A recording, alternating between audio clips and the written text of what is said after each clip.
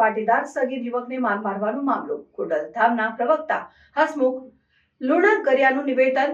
સગીર સાથે જે બન્યું તે ખૂબ જ દુઃખદ ઘટના. નિર્દોષ દીકરા ઉપર અમાનવીય કૃત્ય આચરવામાં આવ્યું છે.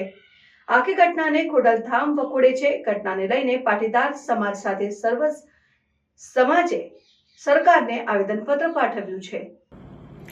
દરેક મીડિયા મિત્રોને જણાવવાનું કે ગોંડલમાં જે ઘટના બની છે એ ઘટનામાં એક નાદાન અને નિર્દોષ દીકરાને ઢોરમાર મારી અમાનવી કૃત્ય કરવામાં આવ્યું છે. આ કૃત્યને ખોડલધામ ટ્રસ્ટ સખત શબ્દોમાં વખોડે છે.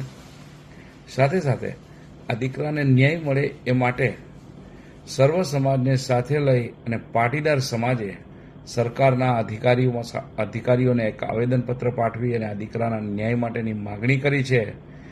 જેમાં પણ ખોડલધામ પૂરેપૂરા સહકાર સાથે સમાજના જે રાજકીય આગેવાનો છે, ચાહે કોઈ પણ પક્ષના આગેવાનો હોય, આ આગેવાનોએ સમાજની જે આ માગ છે એ માગ સરકાર સમક્ષ રજૂ કરી સરકાર સમક્ષ મૂકવી જોઈએ અને આ દીકરાને ન્યાય મળે અને આરોપીઓને સખતમાં સખત સજા થાય, જેથી કરીને આ આરોપીઓ ભવિષ્યમાં પાટીદાર સમાજ નહીં પણ કોઈ પણ સમાજના એક નિર્દોષ દીકરા પર હાથ ઉઠાવતા પહેલા 10 વખત વિચારે એવી સખત સજા થવી જોઈએ. અને આ માટે સમાજના રાજકીય આગેવાનોએ આગળ આવી અને સરકાર સમક્ષ આ રજૂઆત કરવી જોઈએ અને વહેલામાં વહેલી તકે આ દીકરાને ન્યાય મળે એ માટે પ્રયત્નો કરવા જોઈએ.